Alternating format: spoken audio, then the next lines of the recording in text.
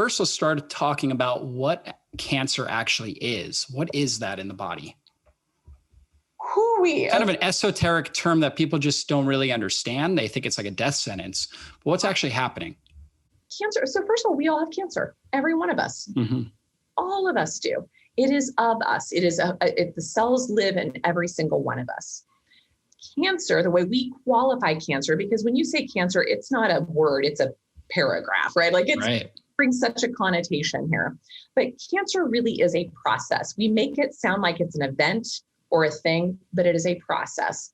And it is a process where over time, you have mixed signaling, mixed fuel choices, accumulated toxins, and damage to the mitochondria, which are the primary fuel sources of our body, that hit it over time. And those poor mitochondria become less efficient, less in number, more vulnerable. And in as such, one of their primary jobs is apoptosis, which is to basically say, ooh, there's a damaged cell, let's kill it off and send it on its way and make room for something new. It loses that ability. It loses its ability to recognize, like send out the signaling pathways to recognize and clean up invaders, different inflammatory markers, cytokines, different immune issues going on. It kind of gets really dull, in its response. And then the other big piece here is that it no longer protects the DNA. So where we have said since also about 100 years now, we started talking about the somatic theory of cancer, which is basically the genetic theory of cancer. A lot of people, I see these two camps saying genetic, metabolic, genetic, metabolic. It's a little bit of both, but the chicken and the egg comes in is you don't typically get the genetic component. It's very, very rare. It's less than 5% of the population actually has a true genetic mutation that can lead to some problems of cancer and other chronic illness. But 95% or better, the mitochondria are the guards. And when they're not doing their job well, the DNA becomes vulnerable. And then you create some other pathways. So you can have DNA damage, you can have signaling, you can have metabolic. So metabolic being, are you a sugar burner? Are you a fat burner? Are you stuck in one way or the other? We're supposed to be a hybrid engine. We're supposed to be able to use either one at any given time and then be able to easily flow back and forth. That's called metabolic flexibility. Now, less than 12% of Americans have that superpower. That innate God-given superpower of metabolic flexibility is missing in more than 88% of us today. So there's that. There's the toxic accumulations of things we're being exposed to that no generations before us have ever seen. From the 80,000 plus chemicals that have been introduced since the 1960s that have less than 200 been properly tested. One study I know of only through the IARC has done a study on how those interact with each other, but really we haven't even looked at how it all comes together as a toxic stew. We've introduced hormones into our food supply, into our human supply. We've introduced plastics. I mean, if you ever saw The Graduate, that's plastics are new. Hormones are new. Factory farming is new. Chemicals are new. These are things that we're never exposed to. EMFs are new, right? Blue light, new. And you just start to feel the weight of it all over time. We also made a lot of changes in our diet in the 1850s. We went into the industrial food revolution and we decided, wow, this is a really good time. We now have the cool technology to mill everything. We can make food available 24/7, wherever you live on the planet. And we started milling flour, sugar, salt in a very toxic, processed, unnatural form. And it has just picked up momentum worldwide to the point today that the food we have today, it's like Frankenfood. Our recent ancestors would not recognize what we eat today. Right. And nutrient density of those foods has dropped dramatically since World War II, thanks to the way we treat our soil, the way we treat our livestock. So all of these things have accumulated and made that bucket, our mitochondria, very, very vulnerable. And the big sort of stoke, the big light of the match of that literally is the inflammation. All of those things we just described cause inflammation. But inflammation causes all of those things. They are not mutually, they're not individuated. They're not siloed off from one another. And so it's quite interesting to me that you're having this summit because we're talking about inflammation. I think everyone thinks about rubor, they think about red swelling. And you're like, oh, Lordy, it's so much more than that. It's about cortisol. It's about insulin. It's about the non-healing wound. It's about nutrient deficiencies. It's about poor fatty acid,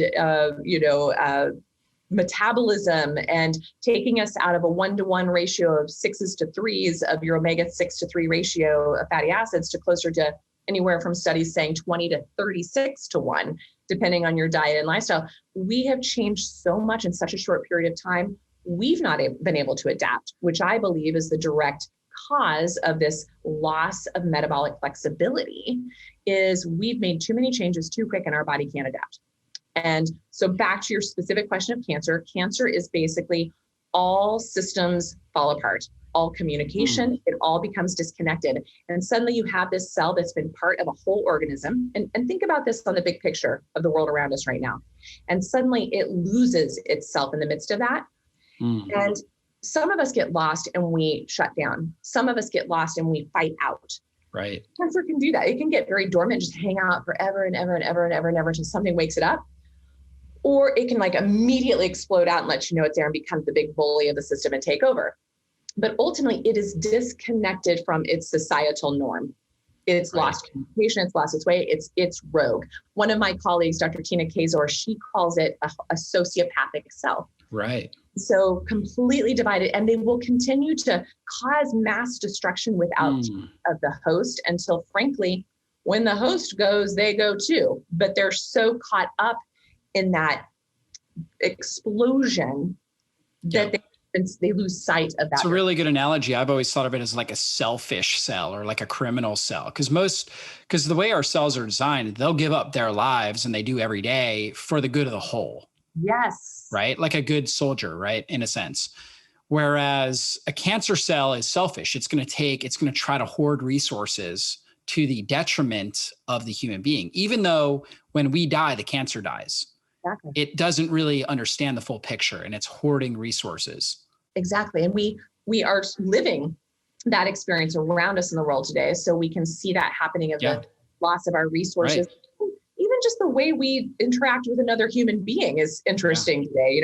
We've created this sort of us and then this very polarized, and even the way we treat cancer, and think about cancer, we treat it like it's an outside invader, like it is an uninvited house guest that has come in and overstayed its, welcome. And now it's knocking the crap out of everything in your house, right? It's like, how we look at it. And so we then think, we got to call the cops. We gotta bring funds. We gotta go crazy, and we've got to like blow it up and get rid of it. It's this it's this war, it's this battle mentality. And we relate to that because we've been a warring society, for many. So we can easily fall into that understanding. But what I offer to my patients, to doctors, to colleagues, just to anybody who will listen, is that cancer is us, and it is the ultimate messenger, and it is the ultimate opportunity to find out where you have betrayed yourself, where you have lost sight of yourself, where you've lost connection to self or other or spirit or whatever that may be. Right. Or you're not feeling well nourished, where you're not feeling in good communication, heard, seen, understood. When I start to explore my patients, that's why the 10th chapter or the 10th drop in the bucket is mental emotional. And I've been doing this for a long time, thousands and thousands of people. Yeah. In fact, I had my doctor class last night and we presented 4 amazing cases. And even these 38 doctors that have gotten through the program so far, with many more to come in the future, they're all in awe, including conventional oncologists, to say every single one of these cases we're seeing has an emotional root. Every single one of them has a loss of connection to self or other. Therein lies the issue. So we can get very myopic down to the mitochondrial metabolic targeted pathways, which is super and fascinating. And we can definitely do a lot with that. And I'm into that too.